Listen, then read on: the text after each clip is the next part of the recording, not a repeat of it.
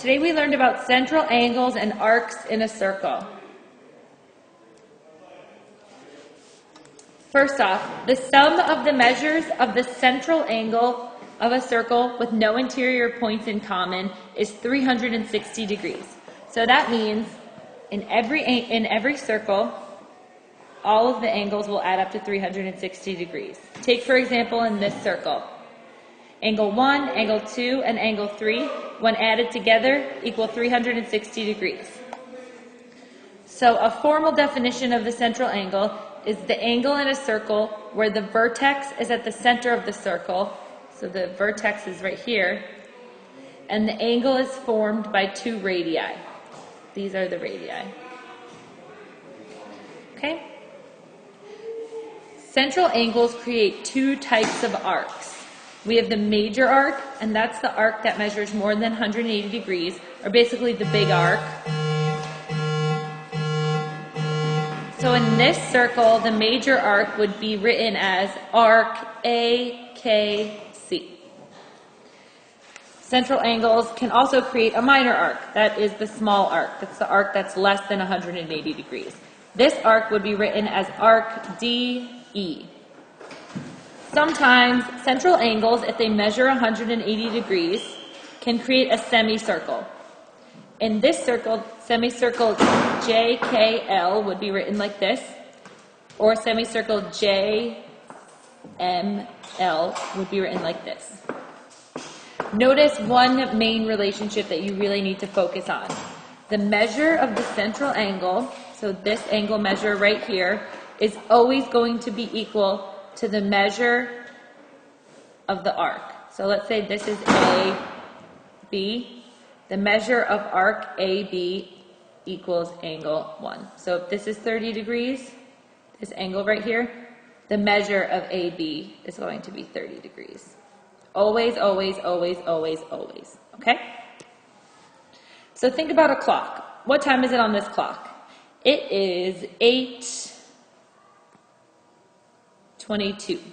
It is 8:22. What is the minor arc? So the minor arc, remember, is the smaller arc. And that minor arc is going to be right here. So the minor arc is in red. The major arc is the bigger arc, the arc that measures more than 180 degrees. And that is going to be in green. Now, let's go to page 150, number 7.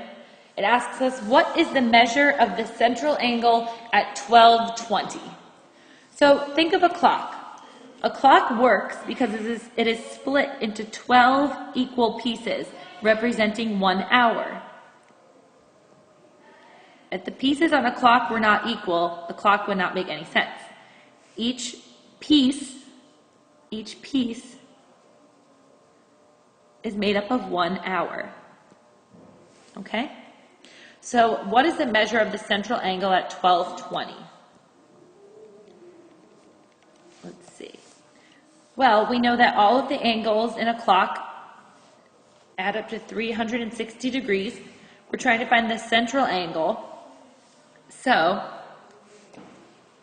if 360 degrees is equal to 12 pieces on the clock, so remember, 12 pieces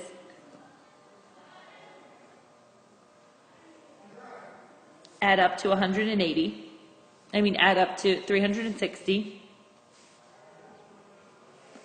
How many degrees are in each piece?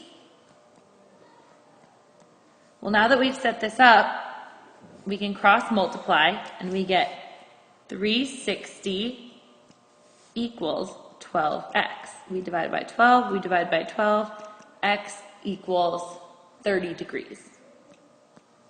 Now, the question isn't asking us to find x. The question is asking us to find the measure of the central angle at 12:20. So remember, this is 12:20. So we're trying to find the measure of this angle. Well, there's 1 piece, 2 piece, 3 piece, and 4 pieces in this angle. So if we multiply the measure of each piece times the 4 pieces that are in the central angle, we will get 120 degrees. That is the measure of the central angle at 1220. Now go to page 150, number 11. We have a new problem. Jesse has divided a circular apple pie into 4 slices by cutting the pie along 4 radii. Okay, so 1, 2, 3, 4. The problem does not tell us that the slices are equal, so we cannot assume such. The central angles of the 4 slices are 3x, 6x minus 10, 4x plus 10, and 5x. Now remember, the angles in a circle always add up to 360 degrees. What exactly are the numerical measures of the central angles? Well, if all of these angles are central angles, the problem tells us that they're central angles, we know that all of these, when added together, must equal 360 degrees. So let's set up an algebraic equation in which we make this true.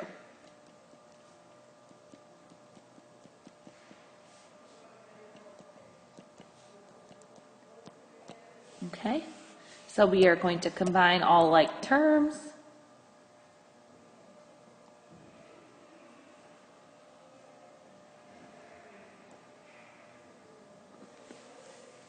And we get 9x plus 16x plus 6x is 15x plus 3, we get 18x.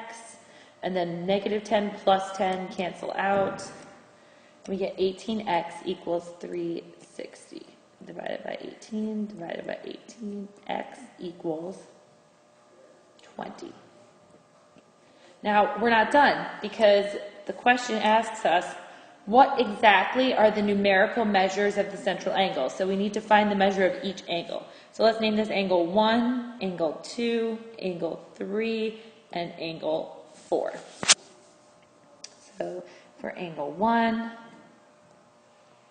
3x, so we have 3 times 20, we get 60. Okay, so angle 1 is 60 degrees.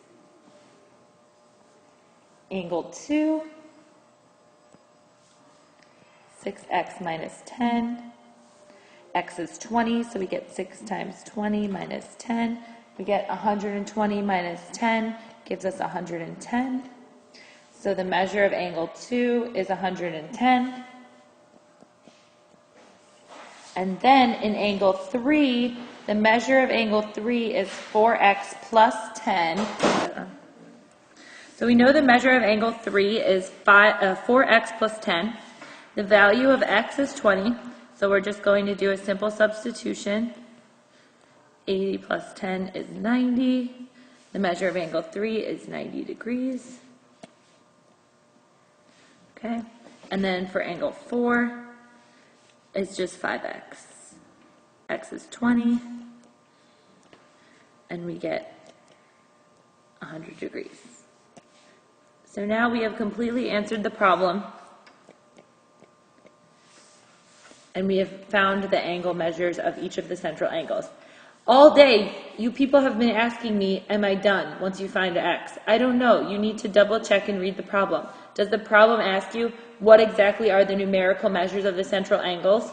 If it does, then no, you are not done when you circle x. You still need to plug it in to find the measures of all of the angles. Okay? So if you see this, when you find x, the answer to your question is no, you are not done. The last and final problem that we have is central angles 1, 2, 3 have measures in the ratio of 2, 8, and 8. Find the measure of each angle. So we set up our figure first, and we have 8, 8, and 2. Now we're going to attach an x to this so that we can algebraically solve. We know that all degrees in a circle add up to 360. So let's just simply solve.